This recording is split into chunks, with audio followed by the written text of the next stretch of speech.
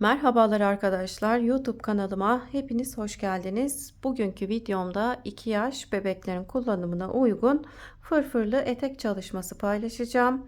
Eteğimizi 2 parça halinde örüyoruz. Daha sonra kenar kısımlarından dikerek birleştiriyoruz. Eteğimi 3,5 numara şiş kullanarak ördüm. 1,5 yumakta ip kullandım. İpim Kartopu Baby One. 100 gramı 250 metre uzunluğunda anti peeling özelliğe sahip bir ip. Sizler de bu renkte örmek isterseniz renk kodu K125. Bir önceki videoda bolerosunu çalışmıştım. İstek üzerine de eteğinde çalışıp sizlerle paylaşmak istedim. Takım olarak örmek isterseniz 3 yumak almanız gerekli arkadaşlar. Bolerosu için de 1,5 yumak kullanmıştım. Eteği için de 1 yumaktan fazla kullandım. 3 yumaktan çok az ipim kaldı. Eteğimizin ölçülerini de vereyim. Şu şekilde beden genişliği 28 santim. Beden uzunluğu da arkadaşlar 27 santim. Boyuna isterseniz daha uzun, isterseniz de birkaç sıra eksik örerek daha kısa yapabilirsiniz. Hem çok kolay hem de çok şık bir bebek yeleği arkadaşlar. Bolerosunu ördüyseniz mutlaka eteğini de örün. Gerçekten çok şık bir model. Kız bebeklere de çok yakışıyor. Kanalıma abone değilseniz ücretsiz olarak abone olabilirsiniz. Beğeni ve yorum yaparsanız çok sevinirim. Paylaşacağım. Yeni model videolarından anında haberdar olmak isterseniz de bildirim zilini açabilirsiniz. Şimdi hazırsanız eteğimizin yapılışına geçebiliriz. Hepimize kolay gelsin. Eteğimiz için ön beden ve arka beden olarak 2 parça örmemiz gerekiyor arkadaşlar. Ben eteğimizin bir parçasını ördüm. Bir parça daha örmemiz gerekiyor. 2 parçayı da aynı sayılarda öreceğiz arkadaşlar. Hiçbir farkı yok. O yüzden bir parçasını ördüm. Diğer parçasını da birlikte örelim. 3,5 numaralı şişe 72 ilmek atarak başlıyoruz. Bel kısmı için bir ters bir düz olarak lastik örüyorum. Lastik kısmı 2 4 6 8 9 sıra oluyor arkadaşlar. Şimdi 3,5 numaralı şişimize 72 ilmeğimi attım. 9 sıra bir ters bir düz olarak öreceğiz. Şimdi arka yüzdeyim. Bu parçanın aynısını öreceğim. Hiçbir fark yok. İlmek sayıları her şey aynı. İlk ilmeği ters olarak örüyorum. Daha sonra bir ilmek ters, bir ilmek düz, bir ilmek ters, bir ilmek düz. Sıra sonunda bir ilmeğimiz kalana kadar ilmeklerimizi bir ters, bir düz olarak örüp gelelim. Sıra sonunda bir ilmeğim kaldı. Sondaki ilmeği düz olarak örüyorum. Sıra sonunda düz ördüğüm ilmeği sıra başında örmeden alıyorum. Bir ilmek örmeden aldım. Şimdi ters gördüğüm ilmeği ters, düz gördüğüm ilmeği düz olarak örüyorum. Bir ilmek ters, bir ilmek düz, bir ilmek ters, bir ilmek düz olarak yine sıra sonunda bir ilmeğimiz kalana kadar örelim. Sonda kalan bir ilmeği düz olarak örüp sıra başında örmeden alacağız. Kenar kısımlarını o şekilde örüyorum arkadaşlar. Dikerken daha düzgün bir dikiş tekniği elde etmiş oluyoruz. Sıra sonundaki ilmeği düz olarak örüp sıra başında örmeden alıyorum. Ben bu şekilde örüyorum arkadaşlar. Sizler farklı örüyorsanız, ilmek alış yönleriniz farklıysa farklı bir şekilde de örebilirsiniz. Herhangi bir problem olmaz. Ben sadece dikerken daha düzgün bir görüntü elde ettiğimiz için şu şekilde göstereyim. Kenar kısımlarım bu şekilde oluyor arkadaşlar. Daha sonra ilmeklerin aralarından iki parçayı birbirine birleştireceğim. Şimdi bu parçada olduğu gibi 9 sıra bir ters bir düz olarak lastik örüp gelelim. Daha sonra ön yüzde düz, arka yüzde ters olarak öreceğiz. Şimdi lastik kısmını tamamlayıp geliyorum.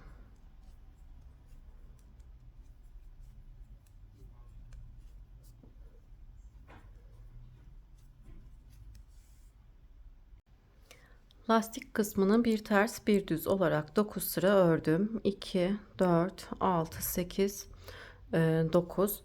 Şimdi eteğimizin lastik kısmından sonraki bölümü öreceğiz arkadaşlar. Ön yüzde düz, arka yüzde ters olarak öreceğim. Kaç santim ördüğümü şu şekilde ölçerek göstereyim. Lastik kısmından sonra 10 santim kadar örelim arkadaşlar.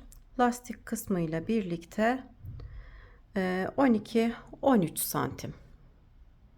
Lastik kısmı 3 santim.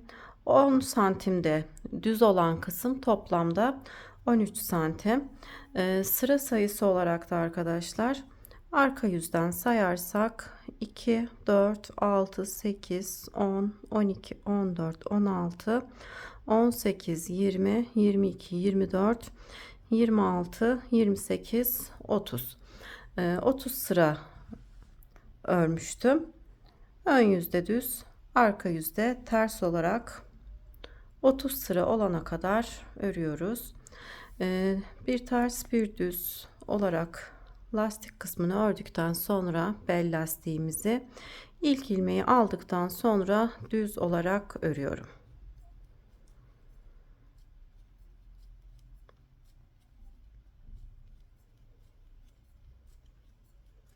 Yine sıra sonunda bir ilmeğimiz kalana kadar ilmeklerimizi düz olarak örelim.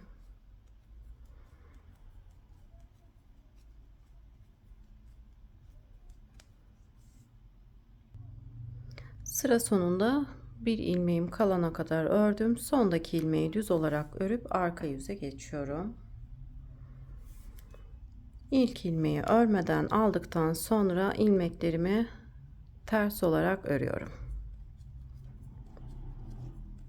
Lastik kısmından sonra ikinci sırayı örmüş oluyorum. Bir sıra ön yüzde, bir sıra da arka yüzde. Toplamda 30 sıraya tamamlayalım arkadaşlar. Yani 10 santim olana kadar örelim. Elimizin sıkılığına göre sıra sayısı değişiklik gösterebilir. O yüzden düz kısım 10 santim olana kadar örüp gelelim.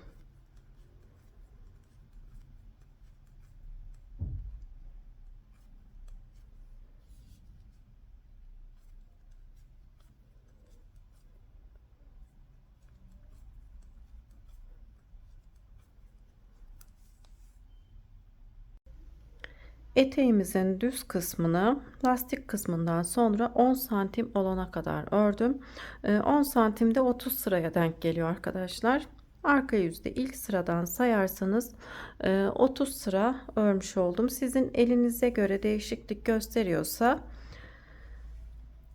tam ölçü olarak 10 santim olması gerekiyor. Şimdi bu sırada fırfır görünümünü verebilmek için artırma yapacağız arkadaşlar. Şu şekilde göstereyim yakından. Artırmalarımıza bu sırada başlayacağım. Şimdi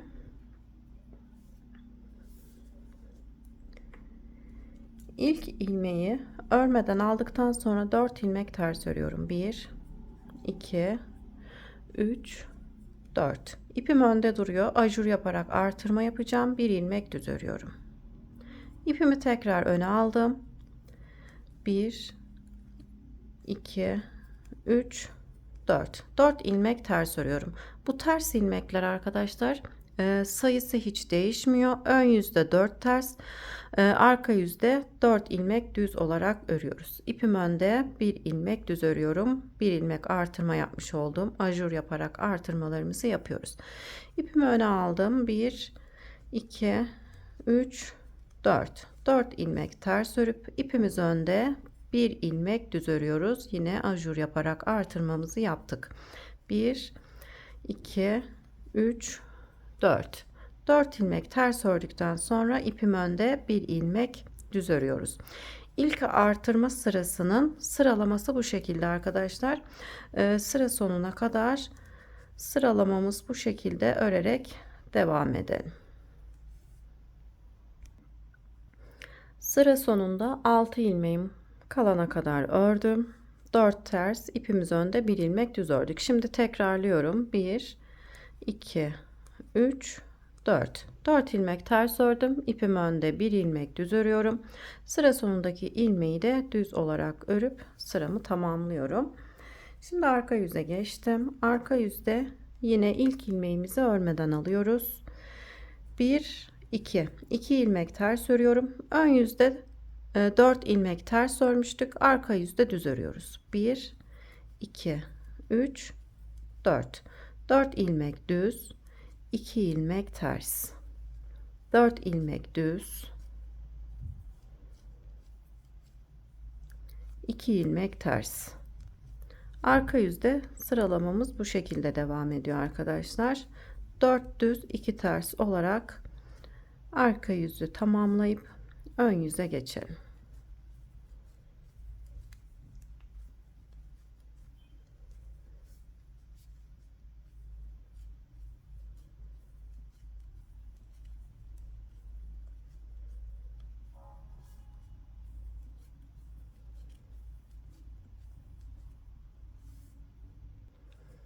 Ön yüze geçtim. İlk ilmeği örmeden alıp 4 ilmek ters örüyorum. İkinci artırma sırasındayım. İpim önde, yani ikinci ajur sırasındayım. İpimiz önde, 2 ilmek düz örüyoruz. Yine ajur yaparak artırmamı yapmış oluyorum. 4 ilmek ters. İpimiz önde, 2 ilmek düz örüyoruz. İkinci artırma sırasının sıralaması bu şekilde. 4 ilmek ters. İpimiz önde, 2 ilmek düz. 4 ilmek ters. İpimiz önde, 2 ilmek düz. İpimiz önde olduğu için ajur yaparak ikinci artırma sırasını örüyoruz arkadaşlar. Düz ilmekler birer birer artıyor. Ters ilmekler sabit kalıyor. Ön yüzde ters, 4 ilmek ön yüzde ters, arka yüzde 4 ilmek düz örüyoruz. 4 ters, ipimiz önde, 2 ilmek düz örerek sıramızı tamamlayıp arka yüze geçelim. Arka yüze geçtim. İkinci artırma sırasının arka yüzündeyim. İlk ilmeği aldım. 1 2 3 ilmek ters ördüm. 4 ilmek düz. 3 ilmek ters örüyoruz. Artırma yapmış olduğumuz ilmekle birlikte 3 ilmek ters, 4 ilmek düz. 3 ters, 4 düz olarak arka yüzü tamamlayıp ön yüze geçelim. İlmekler zaten artık kendisini belli etmeye başladı arkadaşlar. Düz ve ters ilmekler. Sıramızı tamamlayıp 3. artırma sırasına geçelim. Ön yüze 3. artırma sırasına geçtim. Yine ilk ilmeği örmeden alıp 4 ilmek ters örüyoruz. İpimiz önde. Bu sırada 3 ilmek düz örüyoruz. Her sırada düz ilmeğimiz birer ilmek artarak devam ediyor. Artırma yaptığımız için, ajur olarak artırma yaptığımız için. Aradaki ters ilmeklerin sayısı değişmiyor. Her zaman 4 ilmek ters örüyoruz. İpimiz önde. 1 2 3 ilmek düz örüyorum. 4 ilmek ters. Toplamda eteğimizin diğer parçasını da göstereyim arkadaşlar. 1 2 3 4 5 artırma sırası olana kadar örüyoruz. Daha sonra ters ilmekleri ters, düz ilmekleri düz olarak istediğimiz uzunluğa gelene kadar örüyoruz. Ben toplamda eteğimizin boyunu 27-28 santim olana kadar ördüm.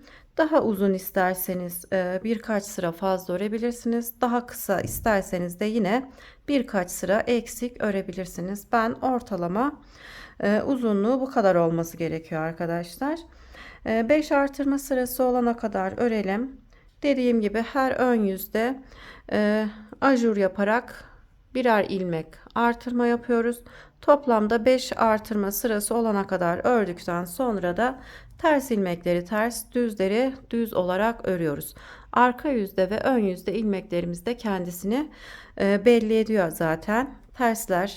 Tersleri ters, düzleri düz olarak istediğimiz uzunluğa kadar örüp gelelim. Daha sonra kenar kısımlarından nasıl dikiyoruz onu göstereceğim. Şimdi bu parçamı da tamamlayıp geliyorum.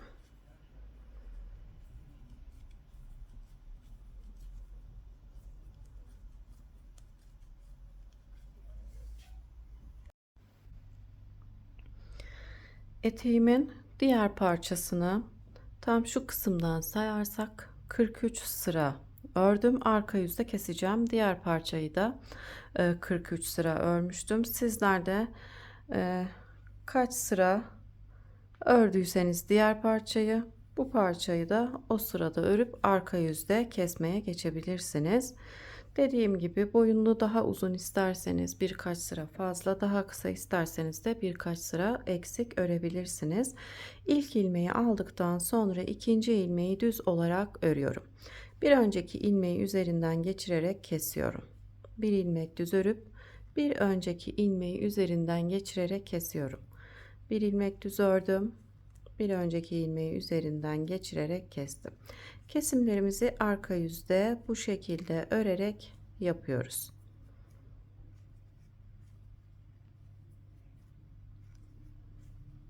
Bütün ilmeklerimizi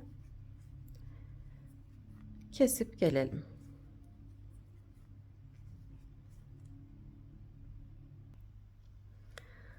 Eteğimin uç kısmını kestim arkadaşlar. Görüntü bu şekilde. Şimdi kenar dikişini nasıl yapıyorum onu göstereceğim. Tek tarafı ben diktim arkadaşlar. Hiç belli olmuyor. Şimdi diğer kenarı da birlikte dikelim. Dikişi ön yüzden yapıyoruz. Son ilmeklerin arasına girip dikiyorum. Ön ve arka parçadan alarak birleştiriyoruz. Ön parçadan, arka parçadan, daha sonra tekrar ön parçadan, arka parçadan sondaki ilmeklerin arasına girerek birleştiriyoruz. Bu şekilde dikersek muntazam bir dikiş tekniğini kullanmış oluyoruz. Hem de dikiş izimiz belli olmuyor.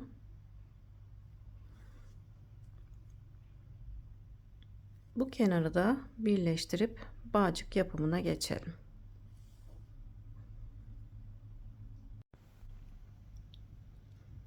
Eteğimin bağcığı için şu şekilde sihirli halka yapıp zincir çekerek sıkıştırıyorum. Şimdi içine 3 tane kutucuk yapacağım.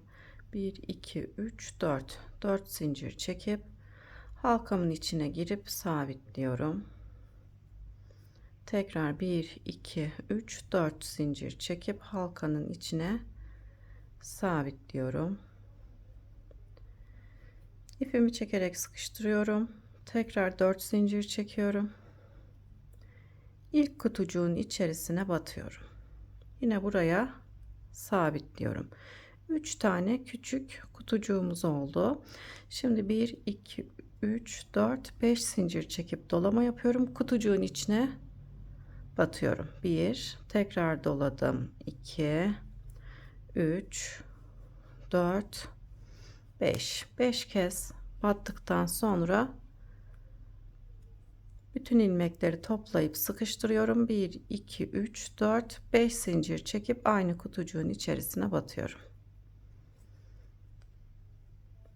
Hemen yandaki kutucuğun içine geçiyorum. 5 zincir çekiyorum. 1 2 3 4 5 zincir çekip doladım.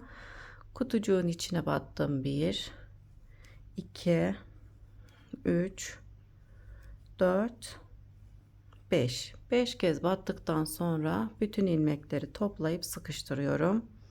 1 2 3 4 5 zincir çekip aynı kutucuğun içerisine batıp sabitliyorum. Şimdi yandaki kutucuğa geçiyorum. 1 2 3 4 5 zincir çekiyorum. Doladım. 1 2 3 4 5 kez doldurduktan sonra yine bütün ilmekleri toplayıp sabitleyip 5 zincir çekip aynı kutucuğun içine batıyorum. Buraya sabitledikten sonra istediğim uzunlukta zincir çekiyorum. İstediğimiz uzunluğa gelene kadar zincirimizi çekip gelelim. Zincirimi çektim. Zincirimin uzunluğu 80-90 santim kadar çekin arkadaşlar. Şimdi eteğimden geçireceğim için bu taraftaki çiçeği yapmıyorum. Çiçeği yapabilmek için ipimi biraz uzun bırakıp kesiyorum.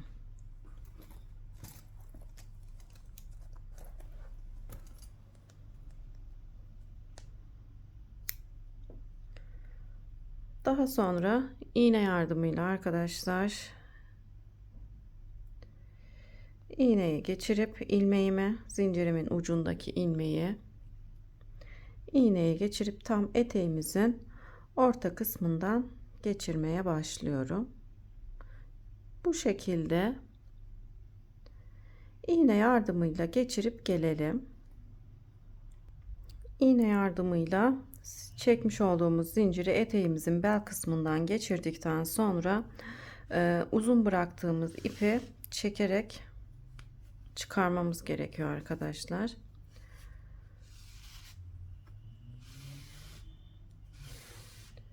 Çiçeğimi örmek için. Şimdi ipi çıkardım. Bu kısma tekrar burada örmüş olduğumuz gibi çiçek örelim. Şu şekilde küçük bir boşluk yapıyorum. Zincir çekiyorum. 1 2 3 4 zincir çekip içerisine batıyorum.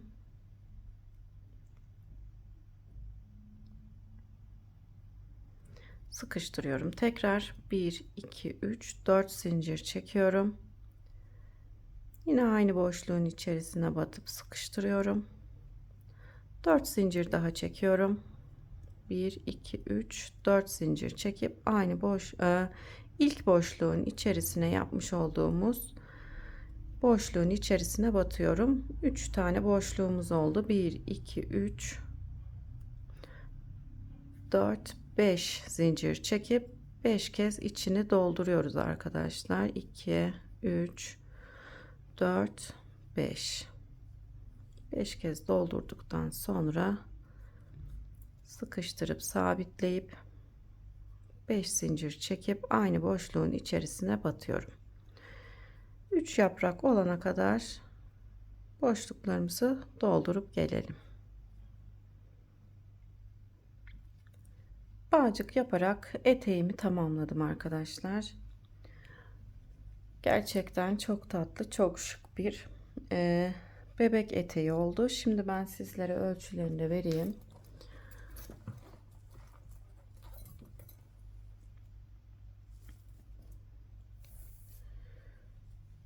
Eteğin genişliği arkadaşlar fırfırda olduğu için bu genişlik hiç önemli değil. 40 santim. Şu genişlik arkadaşlar 27 santim. Beden boyu ise yine 27 santim. Kanalıma abone değilseniz ücretsiz olarak abone olabilirsiniz. Beğeni ve yorum yaparsanız sevinirim. Paylaşacağım yeni model videolarından anında haberdar olmak isterseniz de bildirim zilini açabilirsiniz.